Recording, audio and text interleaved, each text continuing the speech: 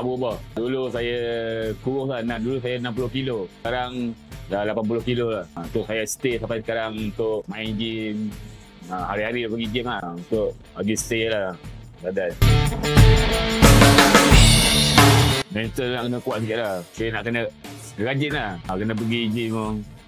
Kalau malas, ikut mood lah memang tak nak pergi gym. Malas lah. Saya mental lah. Badan macam sedap lah. Bangun tidur tu ada perubahan lah. Meringan badan. Bagi saya yang terus main game tu, lebih baik datang gym lah. Dalam 1 jam satu hari cukup lah. Training untuk bagi jaga kesihatan kita. 24 jam menghadap game. Jogging pun okey juga lah ni dulu. Mula-mula makanan pun kena jagalah. Tak boleh ikut suka makan. Contoh macam Maggi tu tak bagus lah. Betul tak bagus. Tolak dulu lah. Pergi ke gym lah.